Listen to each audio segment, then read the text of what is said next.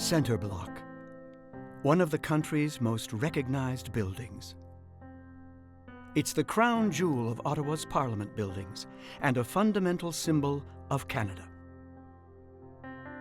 Designed in the Gothic Revival style by John Pearson, it's an architectural masterpiece.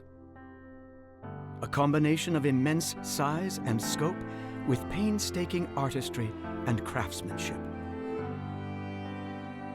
It's reminiscent of Westminster, and yet it's uniquely Canadian. Home to both houses of Parliament, this building is often referred to as an icon of democracy.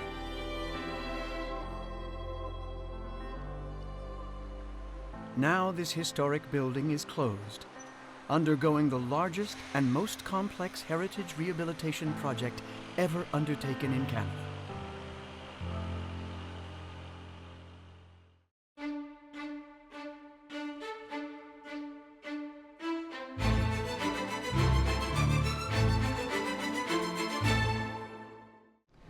So now we're coming from the government lobby and we're heading into the chamber. It's likely not recognizable, not at all like you would have remembered back before pre-closure. We've peeled back the heritage layers, the woodwork, the masonry has all been removed, and we've erected the scaffolding to ease a lot of the construction and the removal of the linen ceiling. Before that work was completed, this was the House of Commons chamber, the most spacious room in Centre Block. Located on the west side, this beautiful and grand space is filled with symbolism. It's a fitting room for the heart of Parliament. The woodwork, sculptures, and stained glass all tell us a story. Construction of the chamber took place after the fire of 1916. And on February 26, 1920, the opening of Parliament happened here in the newly constructed Centre Block. Protocol dictates that this ceremony should be held in the Senate chamber, but it was not ready yet. So instead, it was held in the House of Commons chamber. And this is where members of Parliament have gathered for nearly a century since to discuss and debate the nation's most critical issues. Order. The decisions made here affect all our lives. It is therefore our duty as their elected representatives to respond to these extraordinary events. The Commons is our elected chamber. And in my city and in our country, every young person should feel welcome. The members of Parliament who work here represent the interests of Canadians who voted for them from far and wide. Order, the honourable member for Papineau. It's the foundation on which our democracy is built.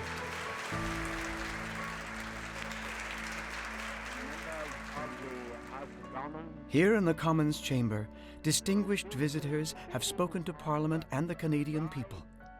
Winston Churchill. Canada occupies a unique position in the British Empire because of its unbreakable ties with Britain. John F. Kennedy. Geography has made us neighbors. History has made us friends. Economics has made us partners. And necessity has made us allies. Nelson Mandela. I know that it is a rare privilege for anyone from another country to be invited to address this hallowed institution of Canadian democracy. Barack Obama. I could not be more honored to be joining you in this historic hall, this Cathedral of Freedom. And we Americans can never say it enough. We could not ask for a better friend or ally than Canada. We could not. We need you. And Malala Yousafzai. All have delivered historical and powerful addresses from this chamber. And to the young women of Canada, I want to say, let's step forward, raise your voices, and the next time I visit, I hope to see more of you filling these seats.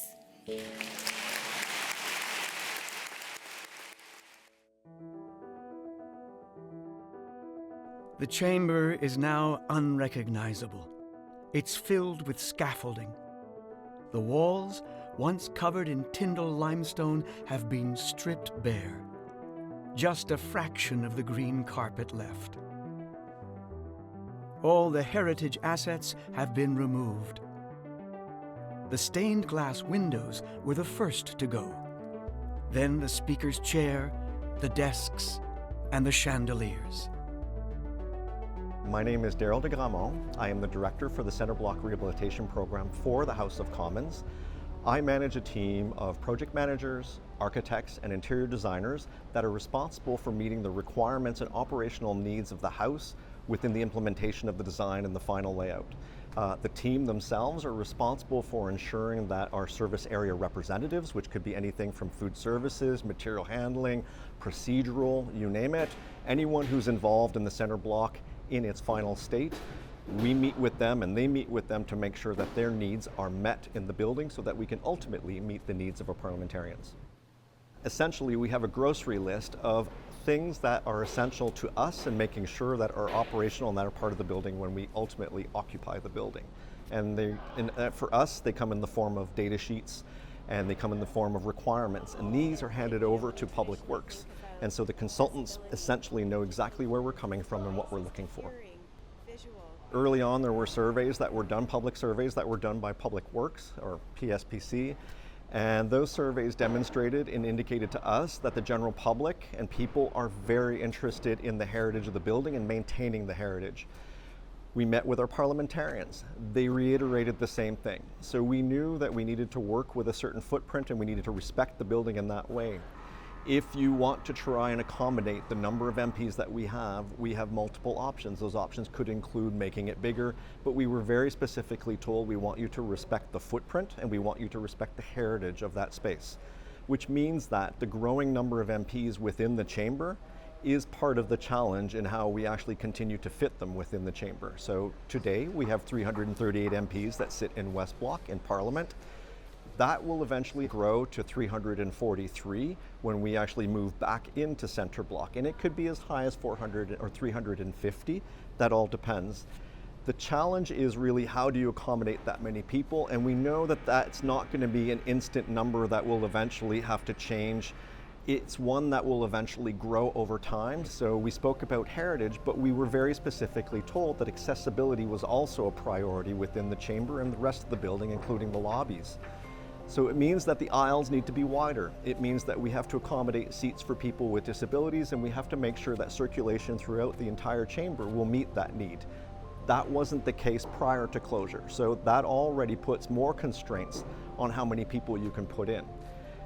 Ultimately, when we move back in, you will find that we will have a strategy that outlines, that says we will put back some of those desks, but we may, and this is a discussion that needs to go back to parliamentarians, look at bench seating. I'll use the UK Parliament as an example. MPs will come in, they may not have assigned seating, but they have a lot of MPs that may stand. In particular cases, we may look at adding extra seats at the end of each one of those rows so that we can continue to grow it.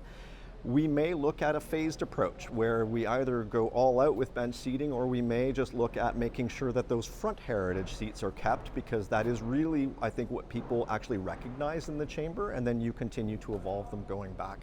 It's really up in the air at the moment, but there's a lot of discussion needed around that topic.